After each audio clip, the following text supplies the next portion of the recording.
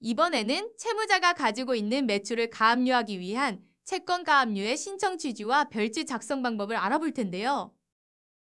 영상을 끝까지 시청하시면 사례를 통하여 어떠한 경우에 채권 가압류를 할 수 있는지, 신청 취지는 어떠한 형식으로 기재하는지, 제3채무자는 누구이고 어떻게 특정하는지, 별지 목록은 어떻게 작성하는지, 필요한 첨부 서류는 무엇인지 확인하여 신청 취지와 별지를 작성할 수 있습니다.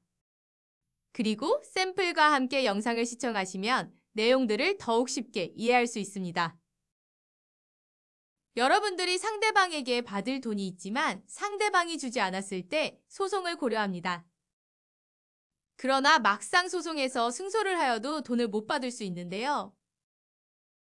그래서 내가 상대방에게 받을 돈을 먼저 확보해 놓기 위한 절차 중에 한 가지인 가압류 신청을 진행하려고 하는데 어디에 어떻게 진행해야 할지 막막할 수 있습니다. 만일 상대방이 자영업을 운영하여 신용카드 매출의 가압류를 진행하고 싶은 경우에 어떻게 신청서를 작성해야 할까요? 이번 영상을 끝까지 시청하신다면 여러분도 혼자서 신용카드 매출채권 가압류 신청서 중 신청 취지와 별지 목록의 작성 방법을 알 수 있습니다.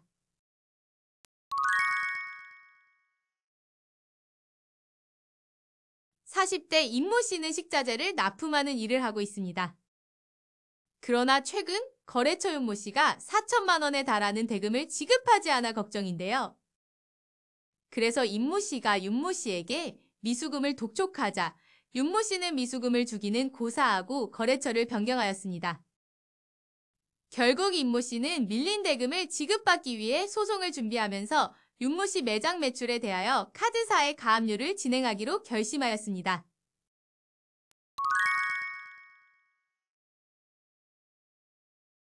채권 가압류 신청서는 신청 취지, 신청 이유, 그리고 별지 목록인 가압류할 채권 목록과 가압류 신청 진술서, 제3채무자 진술 최고서로 구성되어 있는데요. 그럼 지금부터 신청 취지와 별지 목록 작성 방법을 알아보도록 하겠습니다. 우선 청구 금액은 채무자에게 받아야 할 금액으로 물품 대금 4천만 원을 기재하였습니다. 그리고 피보전 권리란 보호해야 할 채권자의 권리를 말하므로 이번 사례에서 피보전 권리는 채권자가 채무자에게 물품 대금을 받아야 할 권리를 말합니다. 그래서 신청서의 피보전 권리에는 자재를 납품한 일자와 함께 물품 대금이라고 기재하였습니다. 만약에 긴 기간 동안 여러 차례 나누어 채권이 발생하였다면 시작한 일자부터 마지막 일자까지의 물품 대금이라고 기재하면 됩니다. 채권 가압류의 신청 취지는 채권자가 채무자에 대한 위 청구 채권의 집행을 보전하기 위하여 채무자가 제3채무자에 대한 별지 목록 기재 채권을 가압류한다. 제3채무자들은 채무자에게 위 채권에 관한 지급을 하여서는 아니 된다라고 기재합니다. 채권 가압류 신청서의 실질적 내용은 제3채무자가 누구인지, 별지 목록이 어떻게 작성되었는지에 따라 달라지므로 샘플에 기재된 신청 취지를 수정할 필요 없이 기재하시면 됩니다.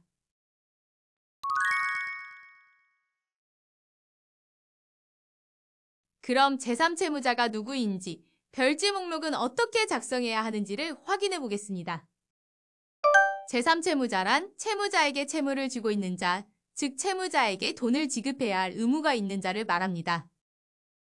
이번 사례처럼 채무자가 신용카드 회사들과 가맹계약을 맺었다면 카드사는 채무자 윤모 씨에게 카드 매출을 지급할 의무가 있으므로 제3채무자가 됩니다.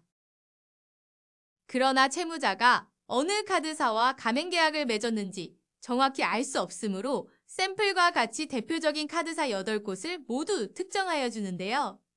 카드회사들은 사업 소재지, 주소나 대표자가 변경될 수 있으므로 미리 법인등기사항 전부증명서를 발급받아서 현재 시점 기준으로 표시되는 내용을 기재하여야 합니다. 가장 먼저 가압류할 채권 목록을 기재하는데요. 전자소송으로 진행할 경우 집행대상 목적물수를 제3채권자의 수만큼 기재해야 합니다. 그리고 채무자가 카드사로부터 받아야 할 채무를 가압류하기 위해 카드사별로 청구할 금액과 피보전 권리의 내용을 각각 기재하였습니다. 이번 사례에서는 채권자가 받아야 할 금액이 4천만 원이고 가압류할 카드회사가 8군데이므로 카드회사별로 500만 원씩 가압류를 신청할 수 있습니다.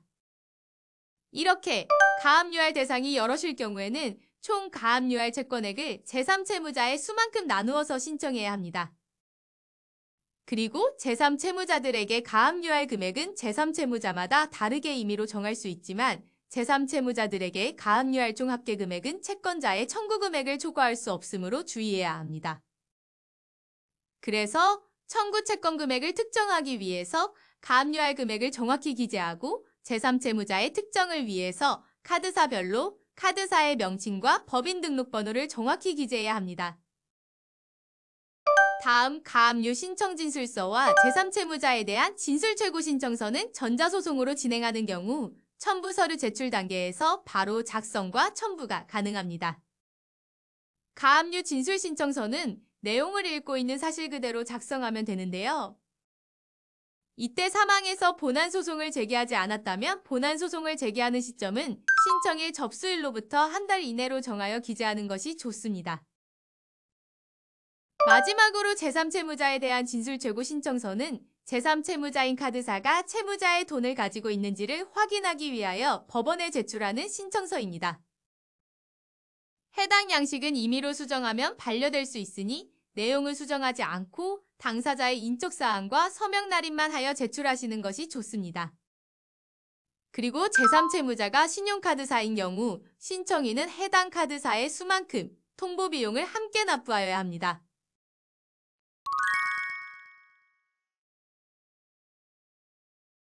이번 영상에서는 채무자의 신용카드 매출에 대한 채권가압류의 신청 취지와 별지 목록 작성 방법을 알아보았는데요. 좀 이해가 되셨나요?